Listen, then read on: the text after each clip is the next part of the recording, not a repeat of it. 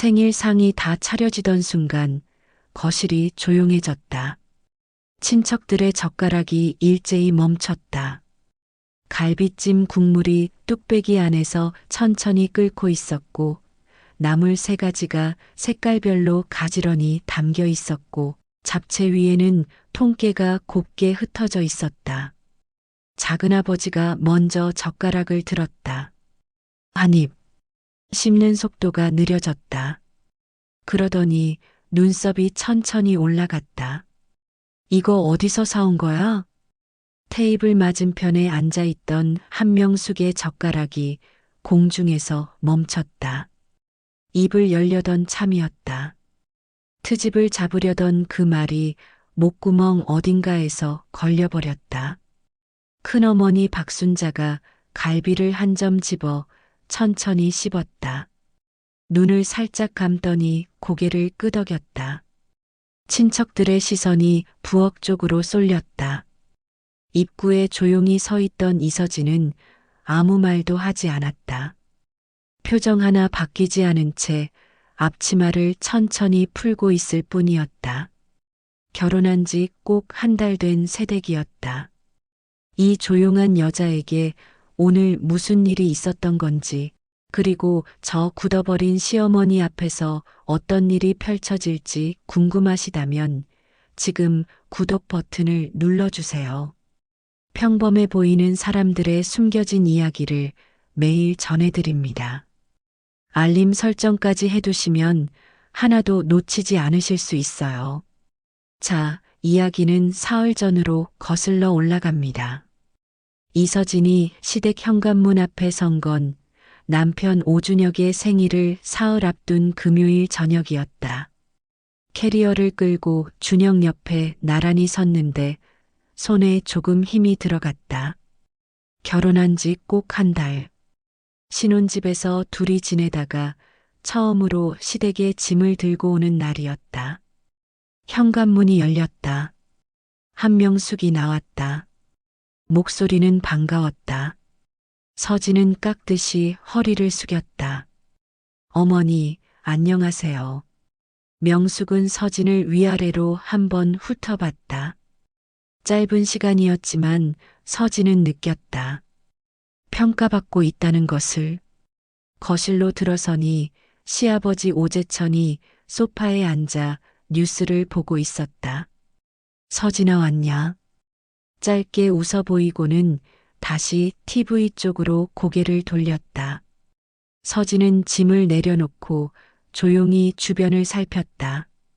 깔끔하게 정돈된 거실, 부엌 쪽에서 흘러나오는 은은한 냄새. 명숙이 살림에 얼마나 공을 들이는 사람인지 첫눈에 보였다. 저녁을 먹고 나서 명숙이 차를 내오며 말했다. 이번 생일 모임에 친척들이 많이 와. 큰어머니 박순자 씨 내외에 작은아버지 내외까지 10명은 넘을 거야. 음식은 내가 목록 뽑아줄게. 처음이니까 같이 하면 되지 뭐. 서진은 네, 어머니하고 대답했다. 옆에 앉아있던 준혁이 우리 서진이 손맛 괜찮아요. 어머니 놀라실 거예요. 하고 웃었다. 명숙이 빙긋 웃으며 그래, 두고 봐야지 했다. 그 웃음이 조금 이상했다. 따뜻한 웃음인데 눈이 웃고 있지 않았다. 그날 밤 서진은 누워 천장을 바라봤다. 잘해야지. 첫 행사인데 잘 보여야지. 그런 생각을 하면서 잠들었다. 다음 날 아침 서진이 먼저 일어나 부엌으로 갔다. 명숙은 이미 식탁에 앉아 핸드폰을 보고 있었다. 서진이 인사를 하고 냉장고를 열어 아침 재료를 꺼냈다. 명숙은 서진이 움직이는 것을 말없이 지켜봤다. 칭찬도 없었고 지적도 없었다. 밥을 먹고 나서 명숙이 핸드폰을 내려놓으며 말했다. 서진아, 음식 목록 줄게. 메모해놔. 서진은 핸드폰을 꺼내 받아 적었다. 갈비찜, 잡채, 나물 3가지, 전 2종류, 동그랑땡. 재료는 냉장고에 있는 거 쓰고 없는 건 사다가 해. 카드 여기 있으니까. 명숙이 식탁 위에 체크카드를 올려놨다. 서진은 카드를 집어들고 냉장고 문을 열었다. 손이 살짝 멈췄다. 냉장고가 생각보다 많이 비어 있었다. 시금치 한 단, 달걀 몇 개, 명태 반손. 나물 재료도 없었고, 고기도 없었고, 양념 재료도 거의 없었다. 어머니, 재료가 많이 없네요. 제가 마트 가서 사올까요? 명숙이 거실 소파로 이동하며 대답했다. 응, 없는 거 사다가 해. 카드 줬잖아. 서진은 코트를 입고 마트로 향했다. 설 전날이라 마트는 사람들로 가득했다. 서진은 카트를 끌고 목록을 보며 하나씩 담았다. 쇠고기, 돼지고기, 나물 재료들, 전재료, 잡채 재료, 양념들. 카트가 점점 무거워졌다. 계산대 앞에 섰다. 카트 안을 보며 대략 계산해 봤는데 꽤 많이 나올 것 같았다. 컨베이어 벨트 위에 하나씩 올려놓고 카드를 내밀었다. 직원이 단말기에 카드를 긁었다. 화면에 한도 초과라는 글자가 떴다. 서지는 순간 굳었다. 뒤에 줄이 서 있었다. 직원이 무표정하게 다른 카드 있으세요? 하고 물었다. 서진은 핸드폰을 꺼내 준혁에게 전화했다. 여보, 어머니 카드가 한도 초과래. 준혁이 짧게 대답했다. 그래. 그냥 내 카드로 계산하고 나중에 내가 줄게. 서진은 아무 말도 못했다. 그냥 내 카드로. 나중에 줄게. 그 말이 귀 속에서 한번 맴돌았다. 서진은 자신의 카드를 꺼내 계산을 마쳤다. 영수증에 찍힌 금액은 23만 원이었다. 무거운 장바구니를 들고 마트를 나오면서 서진은 아무 표정도 짓지 않았다. 그냥 걸었다. 결혼 한 달 만에 이 집에서 자신이 어떤 위치인지가 조용히, 그러나 분명하게 느껴지는 순간이었다. 집에 돌아와 재료를 정리하는데 명숙이 부엌으로 들어왔다. 많이 샀네. 서진이 조용히 대답했다. 네, 목록대로 맞춰서 샀어요. 명숙은 냉장고를 쓱 들여다보더니 그래, 잘했어 하고 거실로 돌아갔다. 카드 한도 얘기도 영수증 얘기도 없었다.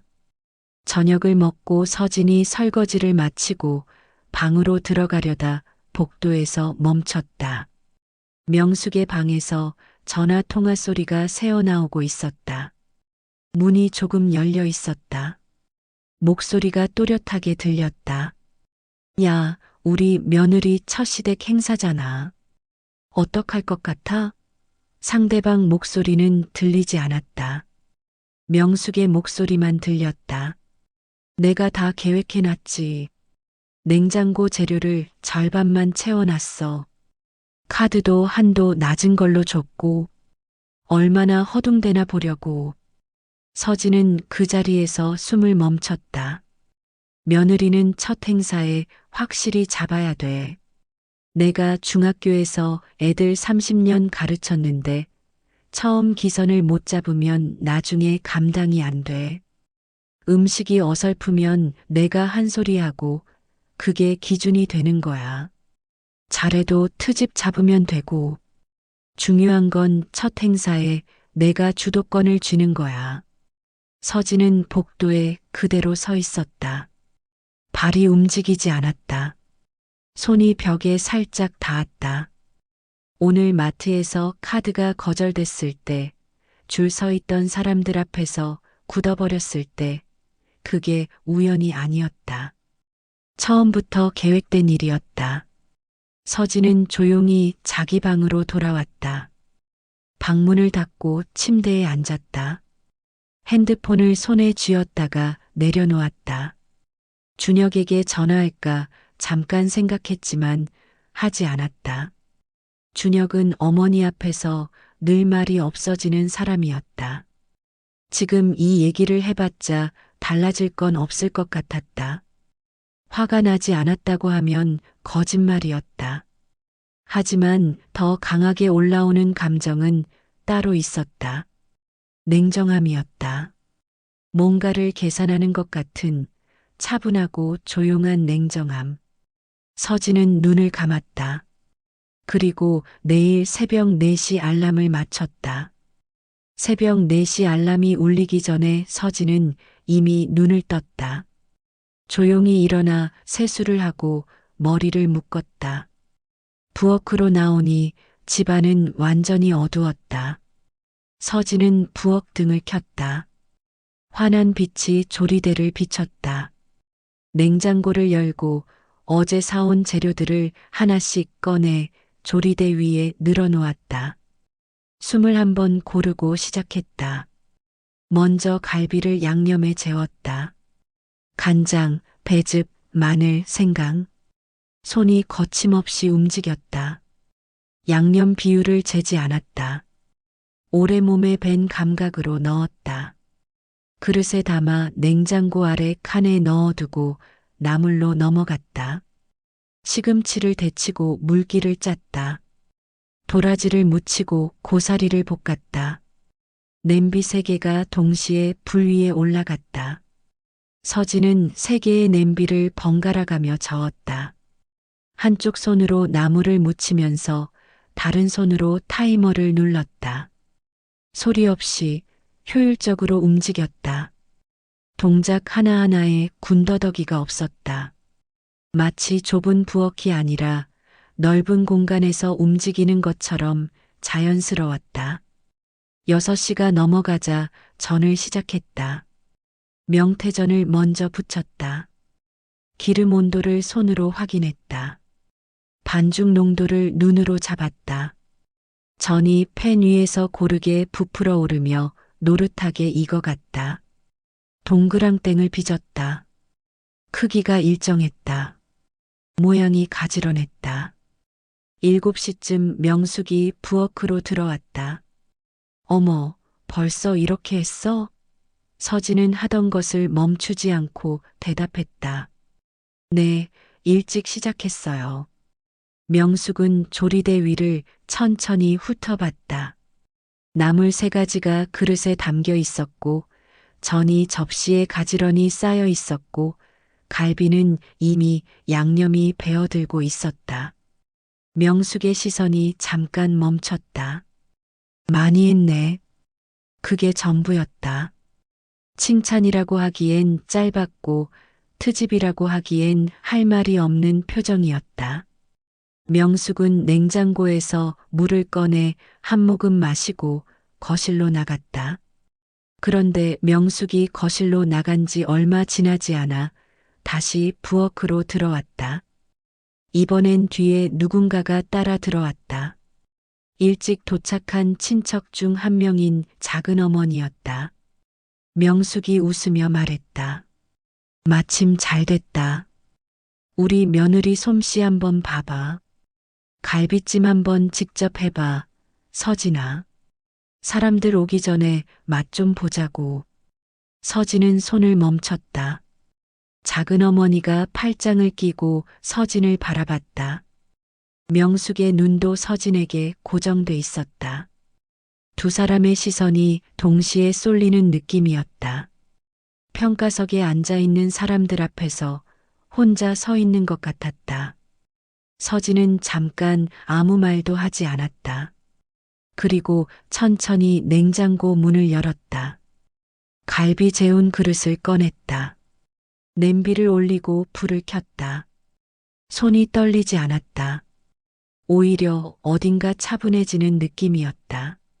명숙이 뭔가를 말하려다 멈췄다. 서진의 손이 움직이는 속도가 예상보다 빨랐다. 부엌에 갈비 양념 냄새가 퍼지기 시작했다. 갈비찜 냄새가 부엌을 가득 채우기 시작했다. 작은 어머니가 냄비 쪽으로 살짝 몸을 기울였다. 냄새가 좋은데. 명숙은 아무 말 없이 서진의 손을 지켜봤다. 서진은 불세기를 줄이고 뚜껑을 덮었다. 동작이 자연스러웠다. 망설임이 없었다. 명숙이 입을 열었다. 간은 봤어? 서진이 뚜껑을 살짝 열고 국물을 한 숟가락 떠 맛봤다. 잠깐 생각하는 표정을 짓더니 간장을 조금 더 넣었다. 그리고 다시 뚜껑을 덮었다. 명숙이 뭔가를 더 말하려다 멈췄다. 작은 어머니가 슬쩍 명숙을 봤다. 둘 사이에 짧은 침묵이 흘렀다. 잡채로 넘어갔다. 당면을 불리고 채소를 볶았다. 간장을 가늠했다. 손이 멈추지 않았다. 명숙은 냉장고에 기댄 채 서진을 계속 바라봤다. 뭔가를 찾고 있는 것 같았다. 트집 잡을 구석을. 그런데 찾기가 쉽지 않았다. 10시가 넘어가자 상이 거의 다 갖춰졌다. 조리대 위에 그릇들이 줄지어 놓였다. 나물, 전, 동그랑땡, 잡채, 갈비찜. 서진은 앞치마로 손을 닦으며 상 위를 한번 훑어봤다. 부족하지 않았다. 아니, 충분했다. 명숙이 완성된 음식들을 보더니 잠깐 아무 말도 하지 않았다. 서진은 명숙을 보지 않고 설거지를 시작했다. 명숙이 나물 그릇을 집어들어 냄새를 맡았다. 뭔가 말하려는 것 같았다. 하지만 말이 나오지 않았다. 그 사이 초인종이 울렸다. 친척들이 도착하기 시작했다. 큰어머니 박순자가 먼저 왔다. 코트를 벗으며 거실을 둘러보다가 부엌 쪽에서 흘러나오는 냄새에 코를 살짝 들었다. 냄새 좋은데. 명숙이 웃으며 나왔다. 어서 와, 순자야. 우리 며느리가 아침부터 했어. 순자는 부엌 쪽을 힐끗 보더니 고개를 끄덕였다. 작은아버지 내외가 뒤따라 들어왔다. 현관에서부터 목소리가 컸다. 거실이 금방 북적해졌다. 서진은 앞치마를 두르고 음식을 상으로 옮기기 시작했다. 그릇들이 하나씩 상 위에 놓였다. 나물 3가지가 색깔별로 가지런히 담겼다.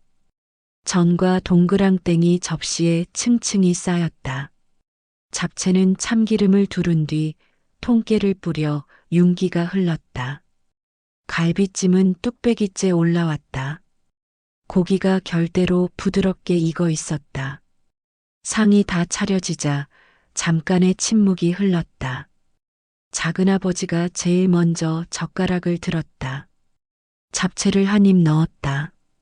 씹는 속도가 느려졌다. 그러더니 눈썹이 천천히 올라갔다. 이거 어디서 사온 거야? 서진이 조용히 대답했다. 제가 만든 거예요. 작은아버지가 고개를 들어 서진을 봤다. 그리고 다시 젓가락을 들었다. 이번엔 동그랑땡이었다. 한 입 베어 물더니 작은 어머니 쪽으로 몸을 기울였다. 여보, 이거 먹어봐. 진짜야? 작은 어머니가 전을 집어들었다. 바삭한 소리가 났다. 표정이 바뀌었다. 어머, 이거 완전 호텔 뷔페 아니야?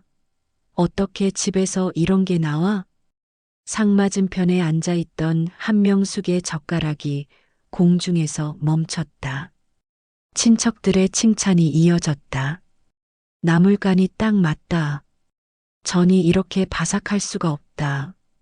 갈비가 입에서 녹는다. 큰어머니 박순자가 갈비찜을 한 점 집어 천천히 씹었다. 눈을 살짝 감더니 고개를 끄덕였다. 서진 씨, 이거 어디서 배웠어요? 서진은 짧게 웃었다. 그냥 좀 해봤어요. 순자는 잠깐 서진을 바라보다가 다시 갈비찜으로 젓가락을 뻗었다. 서진은 상 한쪽에 조용히 서서 그 말들을 들었다. 표정은 크게 바뀌지 않았다. 기쁘지 않은 건 아니었다. 다만 지금 이 자리에서 웃고 감격하는 것이 어울리지 않는다는 걸 서진은 알고 있었다. 상 맞은편에 앉아있던 한명숙의 젓가락이 멈춰 있었다. 친척들이 칭찬을 쏟아낼수록 명숙의 입가가 조금씩 굳어졌다. 그래, 우리 며느리 손맛이 좋지. 한 번 말했지만 목소리에 힘이 없었다. 아무도 명숙을 보지 않았다. 시선이 전부 서진과 상위의 음식을 향해 있었다. 명숙은 잡채를 한 입 먹었다. 천천히 씹었다. 맛있었다. 그게 더 불편했다. 친척들이 음식을 다 드시고 거실이 잠시 느슨해졌다. 작은아버지가 배를 두드리며 소파에 등을 기댔다. 오늘 정말 잘 먹었다. 서진 씨 솜씨가 보통이 아닌데. 작은어머니도 거들었다. 결혼한 지 한 달밖에 안 됐다고요? 믿기가 안 되네. 큰어머니 순자도 차잔을 들며 조용히 웃었다. 서진 씨, 나중에 비법 좀 알려줘요. 서진은 조용히 웃으며 감사합니다 하고 짧게 대답했다. 한명숙이 그 타이밍에 입을 열었다. 그런데 말이야. 목소리가 평소보다 조금 높았다. 오늘 잡채 간이 좀 세지 않았어? 내 입엔 간장이 좀 많은 것 같던데. 거실이 잠깐 조용해졌다. 서진은 명숙을 봤다. 명숙은 서진을 보지 않고 차잔을 들고 있었다. 작은아버지가 고개를 갸웃했다. 저는 딱 맞던데요. 짜다고 느끼지 못했는데. 명숙이 말을 이었다. 동그랑땡도 마늘이 좀 강했어. 향이 좀 과했다까? 작은어머니가 눈을 둥그렇게 떴다. 형님, 저는 그게 딱 좋던데요. 마늘 향이 살아있어서 더 맛있었어요. 명숙의 입이 다시 열리려는 순간이었다. 서진이 조용히 말했다. 어머니, 잠깐만요. 목소리가 크지 않았다. 그런데 이상하게 거실이 조용해졌다. 서진은 명숙을 정면으로 바라봤다. 표정이 바뀌지 않았다. 눈빛도 흔들리지 않았다. 서진은 앞치마 주머니에서 종이 한 장을 꺼내 상 위에 조용히 올려놓았다. 마트 영수증이었다. 23만 원이라는 숫자가 선명하게 찍혀 있었다. 어머니가 주신 카드가 한도 초과가 났어요. 마트 계산대에서요.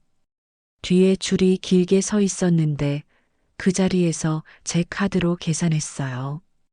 어머니가 주신 카드 한도가 얼마인지는 모르겠지만 재료를 목록대로 사려면 이 정도는 필요했거든요. 명숙의 손이 멈췄다. 서진의 목소리는 여전히 흔들리지 않았다. 감정이 실려 있지 않았다. 그냥 사실이었다. 냉장고에 재료가 거의 없어서 제가 전부 사왔고 새벽 4시에 일어나서 혼자 다 준비했어요.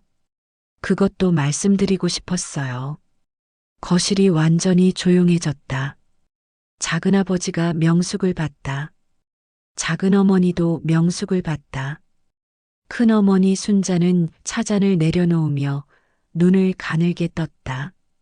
명숙은 아무 말도 하지 않았다. 입술이 살짝 떨렸다.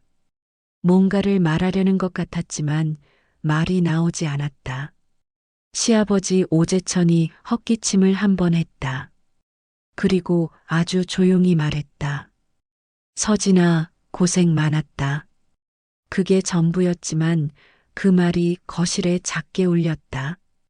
거실에 침묵이 내려앉은 채로 잠시 시간이 흘렀다. 작은아버지가 조용히 자리에서 일어나 화장실 쪽으로 걸어갔다. 작은 어머니는 차잔을 두 손으로 감싸 쥐고 시선을 내리깔았다. 아무도 먼저 말을 꺼내지 않았다. 명숙은 여전히 고개를 숙인 채였다. 영수증이 상 위에 그대로 놓여 있었다. 23만 원이라는 숫자가 아무도 치우지 않은 채 거실 한가운데 있었다. 그때 큰어머니 박순자가 천천히 입을 열었다. 복순아. 낮고 조용한 목소리였다. 명숙이 고개를 들었다. 순자는 명숙을 똑바로 바라보고 있었다. 표정이 단단했다. 오래 알고 지낸 사람만이 지을 수 있는 사랑도 아니고 미움도 아닌 그 표정이었다. 너 이거 어디서 배웠는지 알아? 나는 다 알아. 명숙의 눈이 흔들렸다. 순자가 말을 이었다. 너 시집 올 때 기억 안 나? 우리 어머니가 너한테 어떻게 했는지. 명절에 재료 절반만 챙겨놓고 음식 다 만들어 놓으면 앞에서 칭찬하고 뒤에서 트집 잡고 며느리는 초반에 잡아야 된다고 입버릇처럼 말씀하시던 분이잖아. 명숙은 아무 말도 하지 못했다. 너 그때 얼마나 울었어? 나한테 전화해서 소리도 못 내고 울었잖아. 억울하다고. 내가 뭘 잘못했냐고. 기억나지? 거실이 완전히 멈춘 것 같았다. 부엌 입구에서 그 말을 듣고 있던 서진의 손에 들린 행주가 그대로 굳었다. 순자의 목소리가 조금 낮아졌다. 근데 너 지금 똑같이 하고 있잖아.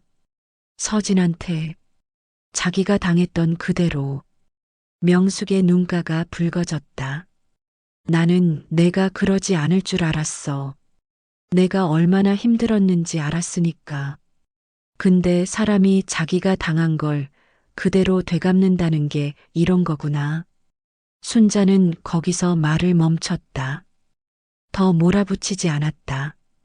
그냥 차잔을 들어 한 모금 마셨다. 명숙이 조용히 입을 열었다. 나는 그냥 며느리가 강해져야 한다고 생각했어. 내가 그렇게 버텼으니까. 순자가 고개를 저었다. 버틴 게 아니라 상처받은 거야, 명수가.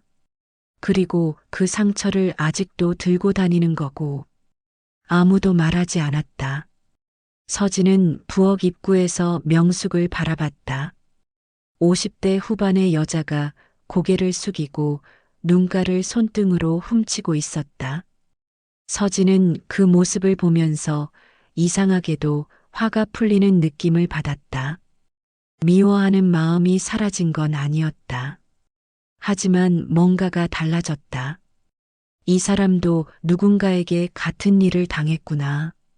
그리고 그걸 아직 모르고 있었구나. 그때였다. 오준혁이 소파에서 천천히 일어났다. 평소라면 이런 자리에서 말없이 앉아 있을 사람이었다. 어머니 앞에서 늘 작아지던 사람이었다. 그런데 준혁이 명숙 앞으로 걸어가더니 조용히 말했다. 어머니, 서진은 제 아내예요. 평가 대상이 아니에요. 앞으로는 그러지 말아주세요. 목소리가 크지 않았다. 떨리지도 않았다. 그냥 또렷했다. 명숙은 준혁을 봤다. 아들의 눈빛이 평소와 달랐다. 명숙은 아무 말도 하지 않았다. 천천히 고개를 숙였다. 거실 창밖으로 오후 햇살이 기울고 있었다. 친척들이 하나둘 자리에서 일어났다. 작은아버지 내외가 먼저 코트를 챙겼다. 오늘 잘 먹었어요, 서진 씨. 다음에도 부탁해요. 작은어머니가 서진의 손을 잠깐 꼭 쥐었다가 놓았다. 말은 없었지만 그 온기가 뭔가를 전하는 것 같았다. 큰어머니 순자도 코트를 입으며 서진에게 조용히 말했다. 잘했어요. 진짜로. 현관문이 닫히고 집안이 조용해졌다. 거실에는 서진과 준혁 그리고 명숙과 제천만 남았다. 제천은 소파에 앉아 TV를 켰지만 볼륨을 아주 낮게 해두었다. 준혁은 서진 옆에 서서 어떻게 해야 할지 모르는 표정이었다. 명숙이 천천히 부엌으로 들어갔다. 서진도 따라 들어갔다. 설거지가 남아 있었다. 둘이 나란히 싱크대 앞에 섰다. 서진이 물을 틀었다. 명숙이 그릇을 헹궜다. 아무 말도 없이 몇 분이 흘렀다. 명숙이 먼저 입을 열었다. 나는 내가 강해졌으면 했어. 서진은 대답하지 않고 그릇을 닦았다. 명숙이 말을 이었다. 이 집에서 살려면 강해야 한다고 생각했어. 내가 그렇게 버텼으니까 너도 그래야 한다고. 근데 순자 말대로 내가 잘못 생각한 것 같아. 목소리가 낮았다. 떨리지는 않았지만 힘이 없었다. 서진은 잠깐 손을 멈췄다. 어머니, 저는 배우는 건 괜찮아요. 명숙이 서진을 봤다. 가르쳐 주시면 배울게요. 근데 사람들 앞에서 평가받는 건 못해요. 그건 앞으로도 못할 것 같아요. 명숙은 아무 말도 하지 않았다. 잠시 후 천천히 고개를 끄덕였다. 그래, 내가 잘못했다. 짧은 말이었다. 사과치고는 너무 짧았다. 하지만 50대 후반의 사람이 며느리 앞에서 내가 잘못했다는 말을 꺼내는 게 얼마나 어려운 일인지 서진은 알 것 같았다. 서진은 다시 그릇을 닦았다. 물소리만 흘렀다. 두 사람은 말없이 설거지를 마저 했다. 어색하지 않은 건 아니었다. 하지만 아까보다는 달랐다.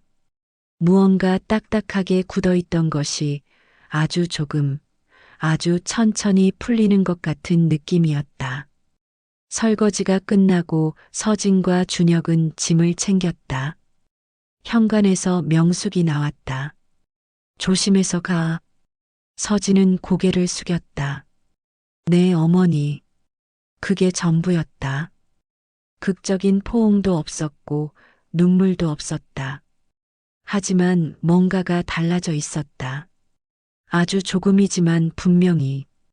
차에 타서 시댁을 벗어나자 준혁이 조용히 물었다. 괜찮아? 서진은 창밖을 보며 대답했다. 응, 괜찮아. 이번엔 거짓말이 아니었다. 집으로 가는 길 내내 서진은 말이 없었다. 명숙의 모습이 머릿속에 남아 있었다. 누군가에게 당했던 사람이 세월이 지나 똑같이 되풀이하는 것. 그게 나쁜 사람이어서가 아니라 그게 옳다고 배웠기 때문이라는 것. 서진은 그 생각을 오래 들여다봤다. 자신은 그러지 않아야겠다고 생각했다. 언젠가 자신도 누군가의 어머니가 될 수 있으니까. 그리고 그때 자신이 어떤 사람이고 싶은지는 오늘 이 하루가 이미 말해주고 있었다. 차창 밖으로 저녁이 내려앉고 있었다. 가로등이 하나씩 켜지기 시작했다. 며칠이 지났다. 시댁에서의 그 하루가 꿈처럼 느껴질 만큼 일상은 빠르게 돌아왔다. 서진은 아침마다 신혼집 부엌에서 밥을 짓고 준혁은 출근을 했다. 겉으로 보면 아무것도 달라지지 않은 것 같았다. 그런데 사흘째 되던 날 저녁 명숙에게서 전화가 왔다. 서진은 잠깐 화면을 바라봤다. 그리고 받았다. 어머니. 명숙의 목소리가 들렸다. 서진아, 나다.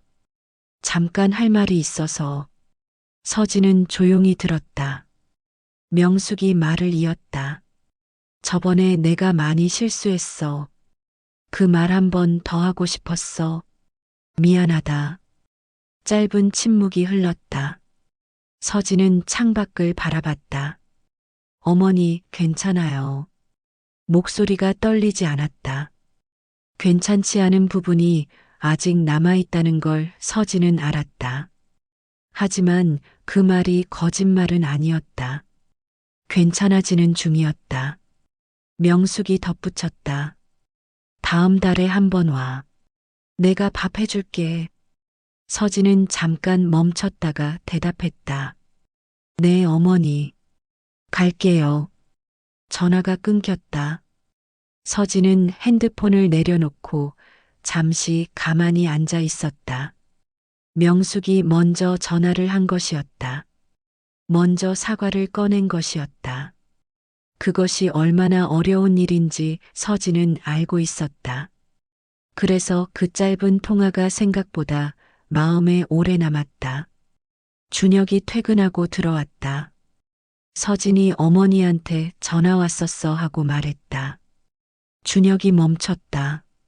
뭐래? 서진이 웃으며 대답했다. 다음 달에 오래. 밥 해준대. 준혁은 잠깐 서진을 바라보다가 조용히 웃었다. 그 웃음이 무언가를 내려놓은 사람의 얼굴이었다. 그날 밤 서진은 오랜만에 생각했다.